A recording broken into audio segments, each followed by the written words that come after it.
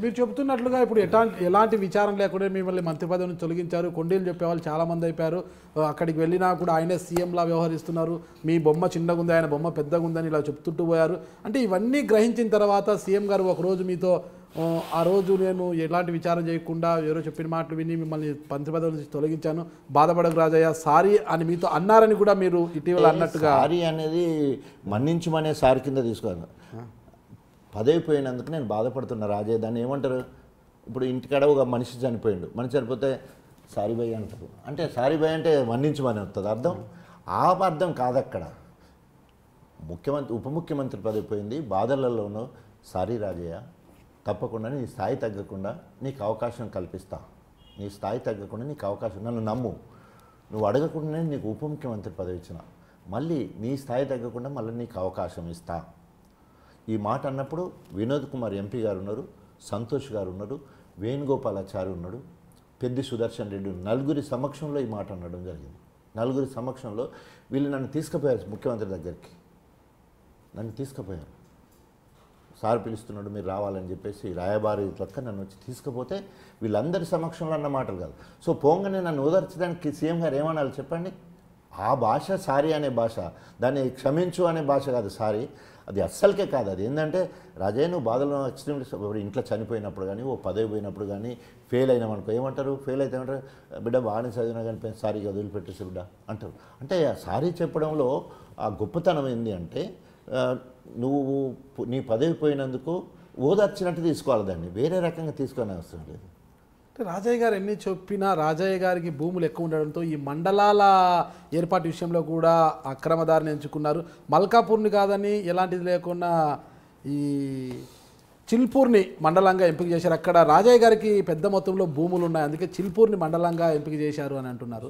నేను 84లో డాక్టర్ కాకముందు మా నాన్న ద్వారా నాకు వచ్చిన ప్రాపర్టీ 3 గుంటలు. అది మా నాన్న ప్రాపర్టీ. అంటే మా తాతకు 10 గుంటలు ఉంటే, ఇది పోవాలి ప్రెస్కి, 10 గుంటలు ఉంటే ముగ్గురు అన్నదమ్ములు పంచుకుంటే 3 గుంటలు, జ్యేష్ఠపాలు 1 గుంట పోతే మా నాన్నకు వచ్చిన ఆస్తి 3 గుంటలు. నేను 84 తర్వాత డాక్టర్ అయిన తర్వాత నేను సంపాదించుకున్నది ఏదైనా ఉంటే 30 ఎకరాలు 40 ఎకరాలు ఏమైనా ఉన్నా కూడా అక్కడిక్కడ మామిడి తోట ఉన్నది, నాకు పొలం ఉన్నది, తర్వాత పోల్ట్రీ ఫామ్ ఉన్నది, తర్వాత గ్రీన్ కల్చర్ కోసము గ్రీన్ షెడ్ ఉన్నది. ఇవన్నీ కూడా ఐటీలో చూపించినాయి ప్రాపర్టీస్. అంటే డాక్టర్ అయినందుకు ఏం సంపొద్దా? రాజకీయాలలో ఉన్నా కాబట్టి రాజే ఏం సంపాదించకూడదా? నేను అందుకే మీకు చెప్పిన 2009కి ముందు నా ఆస్తులు చూడండి. 94 తర్వాత నా 4 చెల్లెళ్ళ పెళ్ళిళ్ళు అయిపోయిన తర్వాత మొట్టమొదటిసారి 3 ఎకరాల పొలం, మా నాన్న పాలేరుగా ఉన్నాడు ఇన్ని రోజులు, మా నాన్న కింద పాలేరు ఉండాలని 3 ఎకరాలు పొలం కొన్నాను. తర్వాత మామిడి తోట 35,000 ఎకరం వస్తుంటే మామిడి తోటను కొన్నాను. మా నాన్న కింద 4 జీతగాళ్ళు ఉండాలి, నన్ను కష్టపడి చదివిపించాడు మా నాన్న, మా చెల్లెళ్ళని చదివించలే. మా నాన్న ఒక యజమాని లెక్క ఉండాలనే ఉద్దేశంతో మిగతా వాళ్ళందరూ కూడా మొత్తం ఎక్కడెక్కడ దేశాలలో, వేరే రాష్ట్రాలలో, వేరే హైదరాబాద్ కొనుక్కోండి. నాకు హైదరాబాద్లో ప్లాట్ లేదు, ఇప్పటివరకు కనీసం ప్లాట్ లేదు. ఓన్లీ ఎక్కడైతే కట్టెలు అమ్ముకున్నామో అక్కడే పూలు అమ్ముకోవాలా. రాజయ్య అనేవాడు వాళ్ళ నాన్న కోసం ఏం చేశాడు, వాళ్ళ చెల్లెళ్ళ కోసం ఏం చేశాడు, వాళ్ళ అమ్మ కోసం ఏం చేశాడు. మా అత్తమ్మను మా మామను ఇద్దరిని మా అమ్మ నాన్న లెక్క చూసుకుని, ఇద్దరు కూడా మా ఇంట్లో చనిపోయాడు. 4 రోజుల కింద మా అత్తమ్మ చనిపోయింది, 8 ఏళ్ల కింద మా మామ చనిపోయాడు, ఆయన కూడా నా ఇంట్లోనే. అంటే అత్తమామలు కూడా ఇష్టపడేంత ముద్దుల అల్లుని లెక్క వారికి అన్ని రకాల సదుపాయాలు చేసే ఆ మనస్తత్వం, సొంత వాళ్ళు చూసుకోకున్నా కూడా మీదేసుకొని చూసుకునే తత్వం.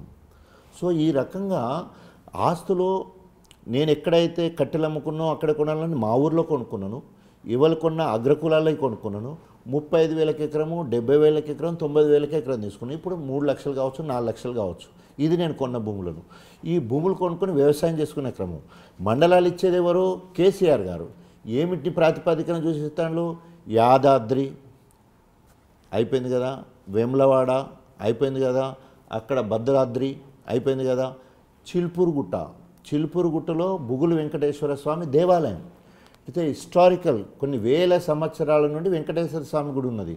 బుగులు వెంకటేశ్వర స్వామి అంటే 2వ తిరుపతి లెక్క చూస్తారు. దాన్ని మండల కేంద్రం చేయాలని కేసీఆర్ గారు అనుకున్నాడు. మల్కాపూర్ ఏమో గతంలో గణపురం మండలం చేసినప్పుడు కాంపిటీషన్లో మల్కాపూర్ ఉండే. ఇది ఒక్క దేవాలయమే కాకుండా మండలం వేస్తే సెంటర్లో ఉంటుంది. ఇప్పుడు కొత్త మండలం అయితే ఇది చిల్పూర్ అనేది కొత్త మండలం అయితే దగ్గర ఉంటుంది. నాకు సంబంధించిన భూములు మారపెల్లిగూడెంలో ఉన్నాయి. కొత్త మండలం అయినాక 20,000 కూడా పెరగలే ఇవ్వాల ధరలు భూములకు. అక్కడ 20,000 కూడా పెరగలే. భూములకు మండలానికి ఏం సంబంధం అండి? సర్పంచులు అందరూ, మండలానికి సంబంధించిన సర్పంచులు, ఎంపీటీసీల అభిప్రాయం తీసుకున్న తర్వాత ముఖ్యమంత్రి గారు నిర్ణయం తీసుకున్నాడు. ఇది ఎమ్మెల్యే అభిప్రాయం కాదు. ఒకవేళ కనుక నిజంగానే నేను చెప్పితేనే ముఖ్యమంత్రి గారు కనుక ఇచ్చేది ఉంటే నేను కరెక్ట్ పొజిషన్లో ఉన్నట్టే కదా, నా మాట నడుస్తున్నట్టే కదా సీఎం దగ్గర. అది ప్రజల మేలు కోసమే కదా నేను చేసేది. వాళ్ళ కొత్త జనగాం జిల్లా కావడానికి కూడా రాజయ్య కారణం అంటారు.